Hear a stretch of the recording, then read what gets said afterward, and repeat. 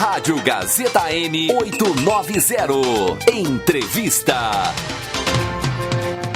O planeta calma será Terra. O planeta sonho será Terra. E lá no fim daquele... Entra ano, sai ano e as fortes chuvas que costumam cair no verão sempre provocam alagamentos em várias partes do país. E São Paulo, lógico, nunca fica fora disso. Em função desses desastres, muitos moradores das regiões prejudicadas pelas cheias perdem seus bens, ficam desabrigados, como ocorreu na tragédia de Santa Catarina em novembro de 2008, depois no Rio de Janeiro em diversos episódios e aqui na capital paulista. Sempre a chuva acaba atingindo a periferia da cidade, o Jardim Pantanal, vários pontos de Osasco. E para a gente falar um pouquinho mais desse assunto, né, agora que a gente já está praticamente no verão e inclusive já tivemos chuva forte esse ano aqui em São Paulo, nós vamos conversar agora com Alessandro Azzoni, que é consultor ambiental. Alessandro, muito bom dia. Bom dia. É um prazer conversar com você, para você estar dando uma explicadinha aqui, né, e dando a sua opinião para os ouvintes do Bom Dia Gazeta a respeito desse problemão que temos aqui em São Paulo e em outras partes do país também, que é justamente nessa época do ano com as fortes chuvas, né, quando vem e chega o verão. Eu queria saber de você o seguinte, aqui em São Paulo, qual que é a situação, pelo que você estuda, pelo mapeamento que você já fez, qual é a situação que a gente pode estar esperando agora com a chegada do verão, que oficialmente na sexta-feira acontece? Na verdade é o seguinte, aqui em São Paulo, algumas obras já foram até feitas, né, para evitar que o fluxo das águas chegue ao colapso. Mas ainda falta muito, porque o que acontece? Hoje, a cidade ela ficou totalmente impermeabilizada, né? Com asfalto, cimento, com as áreas, não tem muita área que possa ser absorvida essa água.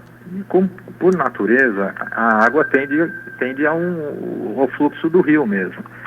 E essas obras, elas geralmente são de grande porte, são os piscinões. Onde foram feitos os piscinões, realmente surtiu efeito. Nós temos exemplos disso lá na Avenida Pacaembu, lá que ela vivia debaixo de água, sempre quando tinha uma pequena chuva, sempre enchia. Então, essas obras de grande potencial, elas tendem a retardar o fluxo da água que chegue num determinado desemboque, num rio, por exemplo. E o que acontece hoje? Hoje não adianta a gente fazer a prefeitura fazer uma obra muito grande de alargamento dos córregos ou dos rios, porque a bacia hidrográfica ela acaba indo tudo para o mesmo rio. Um exemplo típico aqui que nós temos muito aqui na Ricardo Jafé, o córrego do Ipiranga, por mais que você amplie a sua margem, ele sempre vai desembocar ali no rio Tamanduateí. Então não adianta você fazer é como se fosse uma torneira. Se você abrir todo o fluxo de água, ela vai encher demais a pia. Então o que você tem que fazer? Você tem que retardar esse fluxo de água para chegar no outro rio. Enquanto não for feito esses procedimentos, nós vamos ter cheias. E com certeza nós vamos sofrer ainda um pouco com as chuvas agora no começo do ano. Infelizmente nós vamos ter situações ainda difíceis para ser resolvidas. E, Alessandro, na sua opinião, fora os piscinões, que outros tipos de obra poderiam ser realizadas aqui em São Paulo? Poderiam ser feitos, por exemplo, nas pequenas, em parte de ruas ou avenidas que tem problema de inundação, vocês poderiam fazer sistema de calhas, onde a água é absorvida por debaixo da via e gradativamente ela é absorvida, ela é desembocada para os bueiros, né? Mas o que acontece hoje? São Paulo ela cresceu muito e determinadas regiões, por exemplo, não tem o sistema de coleta de água fluvial. Ela ainda trabalha com o efeito de gravidade. Por exemplo, tem vertentes da Paulista até a Jabaquara, que tem pontos que não tem o sistema de coleta fluvial. Ele depende da queda de gravidade, ou seja, é da parte mais alta à parte mais baixa. Isso acaba projetando o fluxo da água muito grande em determinadas regiões. Visto a região ali perto dos Jardins, que toda aquela água da Paulista desce os jardins, aglomerando lá perto dos Estados Unidos. O sistema não consegue absorver essa quantidade de água. Então, ainda tem muito sistema ainda de gravidade. Então, com certeza, é que, infelizmente, mexer com essas obras não dá voto, né? Porque ninguém vê, né? Então, é uma obra que realmente não dá um efeito político muito grande. Os vereadores não têm interesse em fazer uma obra que não aparece. Mas, necessariamente, tem que ter o sistema de uma coleta de água para que evite o transbordamento. Ou seja, existem sistemas subterrâneos onde você acumula essa água e gradativamente ela vai sendo absorvida pelo sistema de coleta de água fluvial. São sistemas simples, por exemplo, nas próprias valetas, né?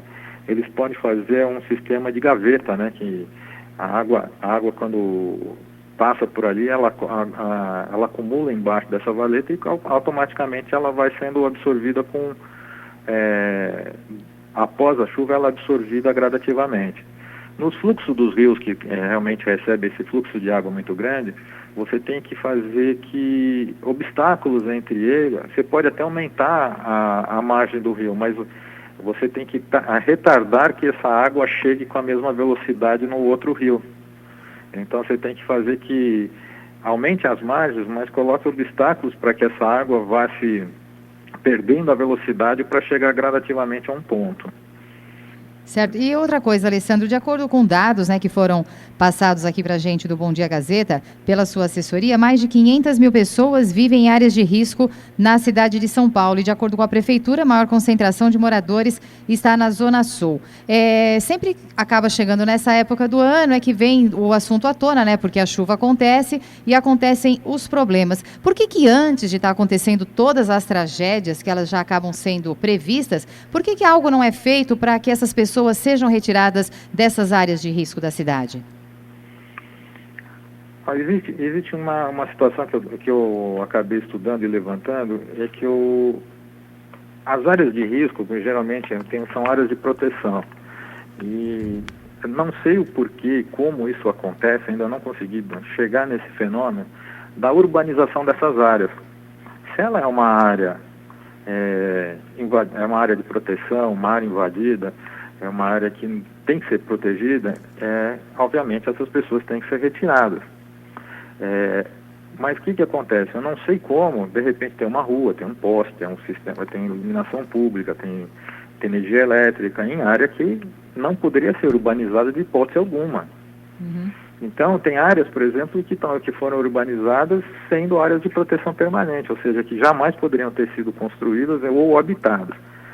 É um exemplo do Jardim Pantanal. Ali é uma área de alagamento do próprio rio Tietê. Justamente quando você tem um sistema de cheia, aquela área é uma área de absorção de excesso de água. Por isso que aquela área fica abaixo do nível do rio. É uma área que vai ter sempre inundação. Jamais poderia ter sido construído um bairro ali. Ali a única saída que você teria é retirar aquelas pessoas de lá e alocar em outro local. E não permitir a entrada não permitir, porque a situação, se você, vamos dizer assim, urbanizar, fazer algum sistema de coleta de água, o que vai acontecer?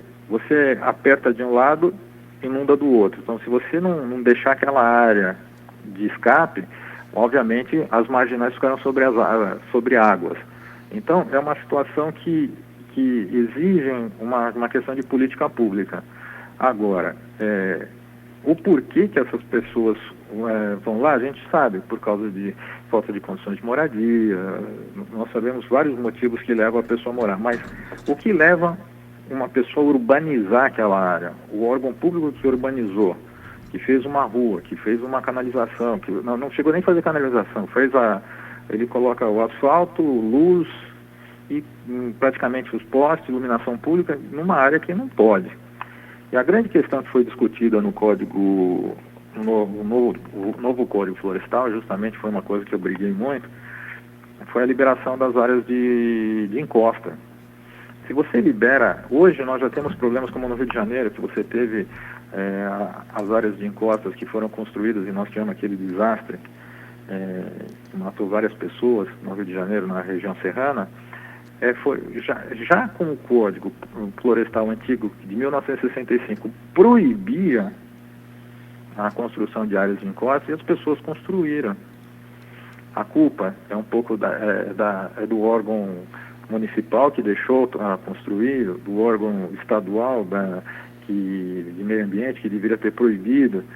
Então, o que acontece? Os recursos hoje, infelizmente, os recursos que era para evitar o desastre das chuvas, dessas áreas de encostas, não foi investido nem 10%.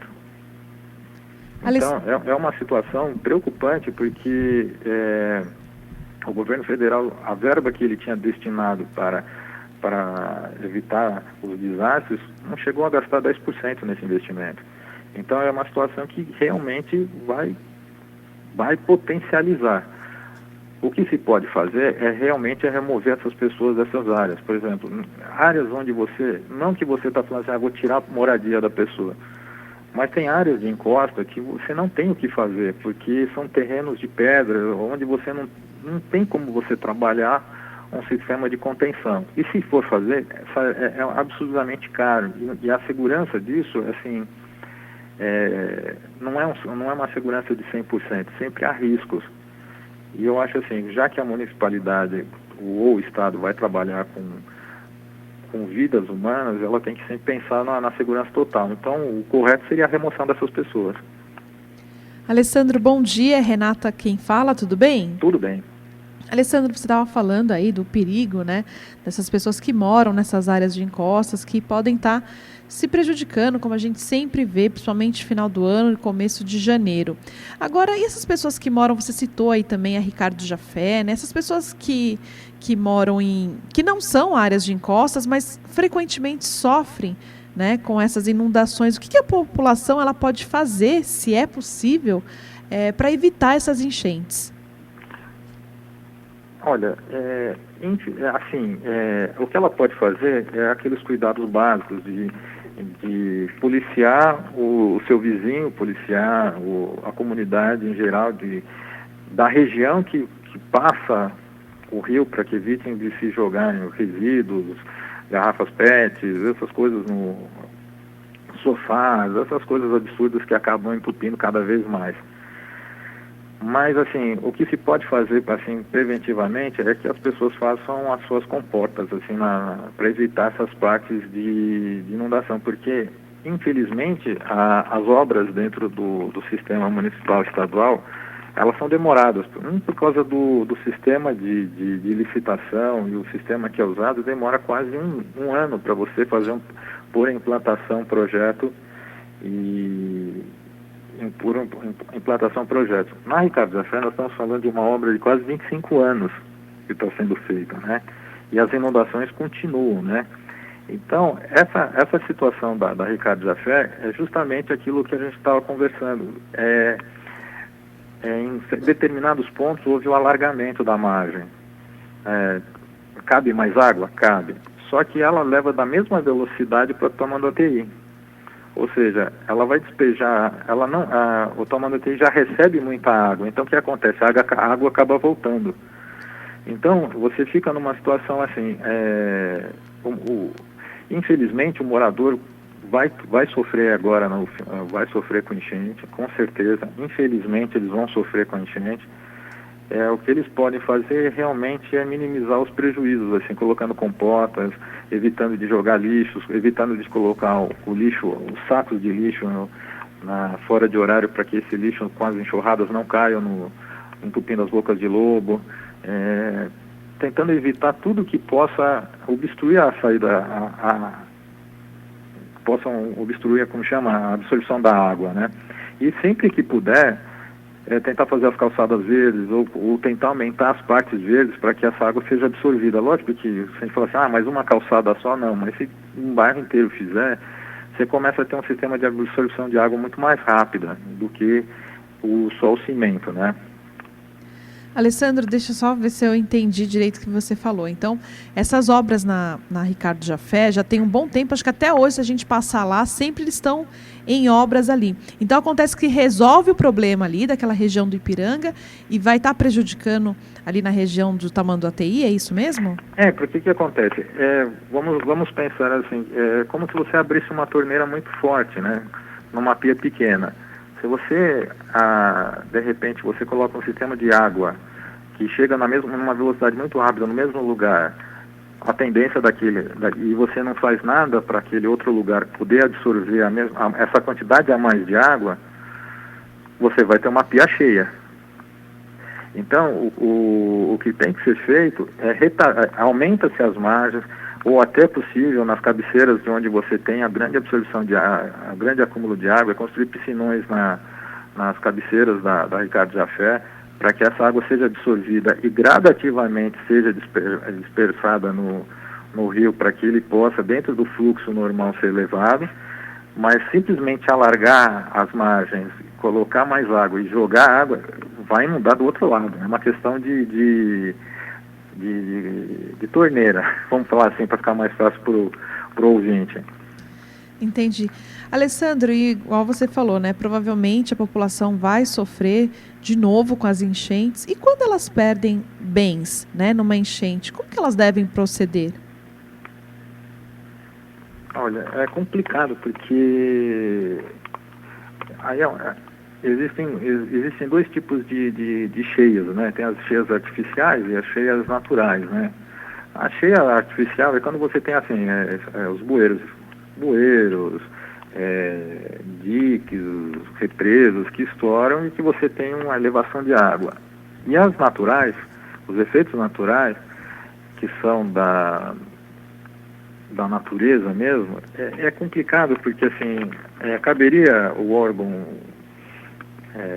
municipal, estadual reembolsar? Depende muito da situação, porque determinadas áreas, por exemplo, se nós fôssemos falar em legislação, o Código Florestal de 65 proibia a construção de qualquer tipo de construção nas margens do rio a 30 metros. Aí, se nós estamos falando nisso, em 1965, as marginais seriam crimes ambientais, a Ricardo Jafé seria um crime ambiental. Então, essas áreas, naturalmente, elas são vales de rio, elas vão receber água. A conformação, ela recebe água. Eu lembro até que uma vez eu li uma reportagem que era a carta de José de Anchieta que ele mandava para Portugal. E ele falava que as chuvas aqui na cidade de São Paulo eram absurdas. Os raios, as chuvas, regiões inundadas, rios alagavam, regiões totais, árvores eram arrancadas pelas raízes. Então você vê que desde a formação de São Paulo as chuvas já eram frequentes. Então, realmente é uma situação assim de local. O local onde essas pessoas, infelizmente, escolheram para habitar, acaba sendo uma área potencial de risco. Até que a obra seja feita de contenção dessa água, elas vão ficar sofrendo e vão ter prejuízo. Agora, quem vai reembolsar isso depende muito se houve uma negligência. É muito difícil de provar se houve uma negligência da municipalidade, se foi um excesso de chuvas no período. Nós estamos com um problema de clima que tem regiões que chovem num dia o que choveria num mês. Então, nós estamos com um problema climático muito diferente. Então, você conseguir provar de quem é a culpa é muito grande. Então tá certo. Alessandro, a gente poderia ficar aqui até às 11 horas da manhã, né, debatendo isso. É um tema ruim, né, de falar assim para as pessoas, né? Não, mas é que sempre gera esclarecimentos, né, e isso é super bom. A gente vai convidar você para vir aqui pessoalmente um dia no Bom Dia Gazeta, né, Renata? A gente vai fazer especial, aí a gente pode estar debatendo outros pontos também, você colocando mais opiniões a respeito, tá certo? Não, fico à sua disposição, muito obrigado, fico muito honrado de estar participando. Tá bom, então a gente agradece, boas festas para você também e até uma outra oportunidade. Obrigado para vocês também. Conversamos aqui no Bom Dia Gazeta com o consultor ambiental Alessandro Azzoni.